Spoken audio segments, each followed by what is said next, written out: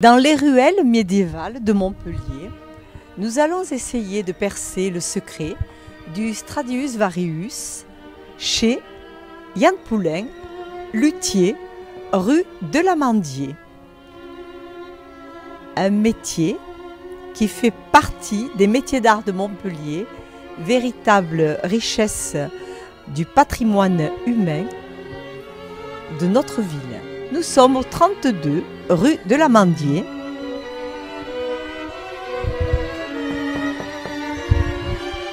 Bonjour Yann Poulain. Yann Poulain, bonjour. Yann Poulain, mes pas m'ont mené ici, rue de l'Amandier, où vous avez votre atelier, car j'ai eu le bonheur de vous rencontrer, de rencontrer votre passion lors de votre passage devant le jury d'Artinova. Donc vous avez remporté cette année le prix Artinova de la Chambre de métier concernant les métiers faisant partie du patrimoine vivant. Philippe Sorel, maire de Montpellier, président de Montpellier Méditerranée Métropole, envisage de faire un parcours de l'artisanat d'art sur Montpellier. Évidemment, Montpellier devient la ville des luthiers un peu, parce que vous êtes quelques-uns célèbres à l'international actuellement. Oui. Et ça, c'est important pour notre ville. Nous sommes enchantés de voir établi à Montpellier 3 luthiers notamment, qui sont des fers de lance et dont vous faites partie. On ne peut pas passer sous silence la présence de M. Chaudière, qui à l'international fait briller le nom de Montpellier. Bien sûr. Ça a été le fer de lance, du rayonnement des luthiers sur Montpellier, et donc autour de ce quartier de Saint-Roch et Sainte-Anne. Cette passion que vous exercez, elle s'associe à des recherches que vous faites concernant le Stradivarius, n'est-ce pas, sa résonance, sa construction, l'énigme, le petit onglet. Et ça, vous nous l'expliquerez ultérieurement. Mais je voudrais d'abord que vous me parliez d'un voyage que vous venez d'effectuer, et concernant d'ailleurs ce violon. J'ai la chance de pouvoir voyager beaucoup. Donc là, je reviens des États-Unis. J'étais invité à une exposition de lutherie contemporaine. En fait, c'est une exposition qui a lieu à New York. Donc c'est un organisateur qui invite les plus grands luthiers du monde. Et j'ai eu l'honneur d'avoir été invité à cette exposition.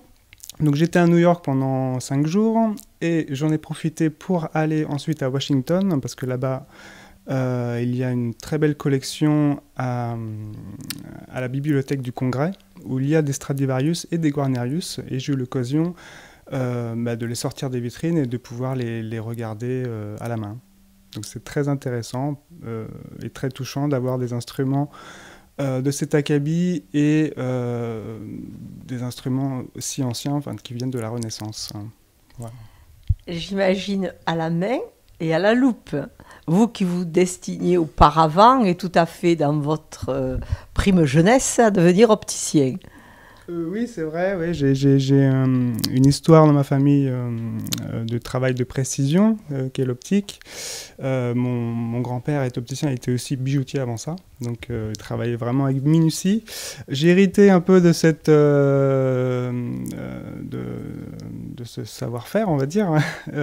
Et donc, ces instruments, oui, bien sûr, je les ai étudiés à la loupe. J'ai regardé vraiment dans tous les détails. J'ai regardé s'il y avait cette cheville centrale à l'intérieur de l'instrument. Mais surtout on regarde les détails, on peut aussi prendre des mesures, c'est vraiment... disons que mon métier, il faut sans cesse chercher si on veut rester vraiment au top de son savoir-faire. Ce voyage vous a éclairé sur l'énigme du Stradivarius.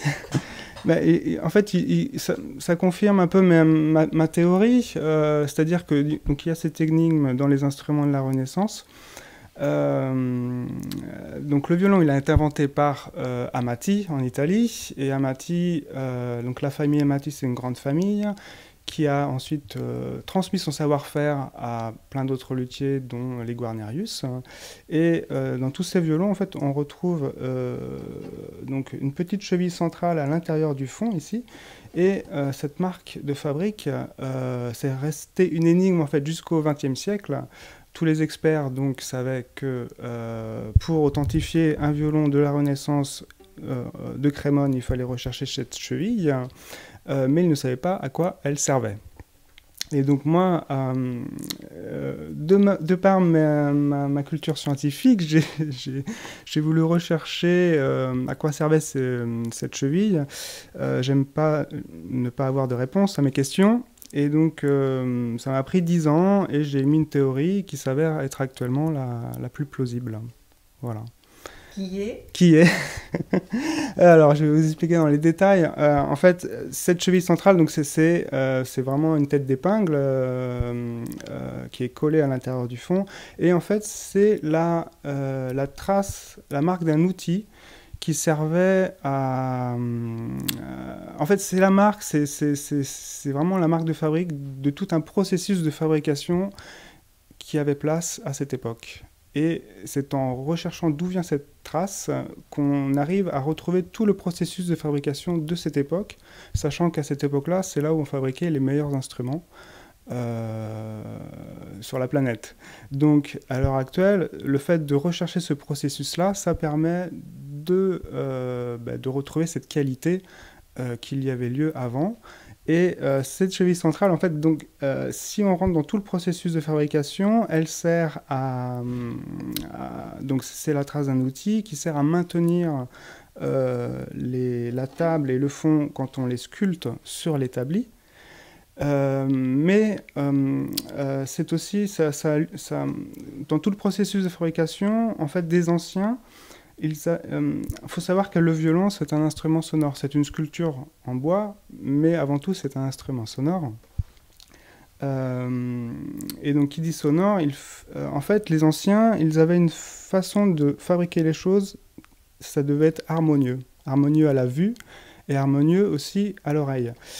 Et donc, dans tout ce qu'ils fabriquaient, en fait, c'était une histoire de proportion. Et je me suis rendu compte que cette cheville centrale, en fait, ça permettait, dans le processus, d'accorder la table et le fond entre elles.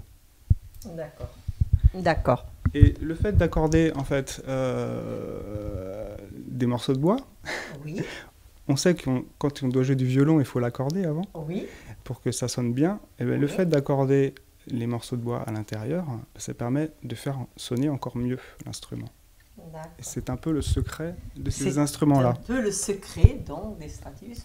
Voilà, je ne peux pas vous en dire plus, mais de toute façon, c'est un processus de fabrication qui est assez complexe à transmettre. Faut savoir que fabriquer un violon, ça prend du temps. De bien les fabriquer, ça prend encore plus de temps. Hein, parce que nous, en fait, notre Graal, c'est vrai que c'est de fabriquer une reproduction d'un Stradivarius. En fait, c'est comme si on commençait des études de peintre et qu'on devait reproduire la Joconde. Oui. Nous, c'est un peu notre Graal, en fait. Oui. Donc, pour reproduire la Joconde, il faut quand même avoir un savoir-faire et comprendre beaucoup de choses dans la peinture. Donc, savoir reproduire un Stradivarius, c'est un peu la même chose. Il faut, ça demande du temps. Il faut développer ses sens, développer son oreille, développer son toucher. Son goût artistique. Voilà, son goût artistique. Tout à fait. Mais l'artisanat, c'est ça. C'est développer en fait ses sens, ses goûts, pour pouvoir réaliser un instrument d'exception. Alors l'artisanat, c'est également assorti son travail de recherche historique permettant la perfection. Oui, tout à fait. Oui, la recherche, c'est essentiel. C'est essentiel. Nous sommes devant votre établi. Vous passez, comme vous venez de le dire, de longues heures, avec une très grande patience et beaucoup de dextérité. Et donc, pouvez-vous me décrire l'anatomie d'un violon? L'anatomie d'un violon. Un violon, donc, c'est une sculpture en bois sonore. Donc c'est sûr, on part de la matière première, qui est le bois. Donc c'est fabriqué principalement en érable. Donc il y a deux bois principaux. Pour le fond, les éclisses et la tête, c'est de l'érable ondé. C'est de l'érable qui vient d'Europe de l'Est, des Balkans. Donc on va là-bas pour aller le choisir parce qu'on peut pas le commander en fait sur catalogue, c'est pas possible. Il faut vraiment toucher le bois et l'entendre quand on le choisit. Donc du coup on va dans les scieries là-bas pour le choisir et ça prend du temps pour déjà trouver. C'est comme en cuisine en fait, il faut des bons ingrédients et donc on est obligé de chercher vraiment de la très bonne matière première. Ensuite, l'autre bois, c'est du sapin. Donc la table est fabriquée en fait c'est de l'épicéa qui vient d'Italie du Nord. Donc pareil, on va là-bas pour essayer de trouver en fait des morceaux qui nous paraissent bien pour la fabrication du violon. Ensuite, les étapes de fabrication, bon, très simplement, on fabrique les côtés d'abord de l'instrument. Donc ça, c'est une structure d'équisse. Ensuite, on va fabriquer la table et le fond. Hein, donc ça, ce sont le fond, le futur fond et la future table. Donc là, on va les chantourner. Ensuite, donc on va scier le contour. Ensuite, on va sculpter la voûte. Sculpter la voûte. Donc ici, vous avez justement l'outil qui aura servi à faire la cheville centrale. Donc l'énigme des violons. L'énigme du Stradivarius. Du Stradivarius, voilà.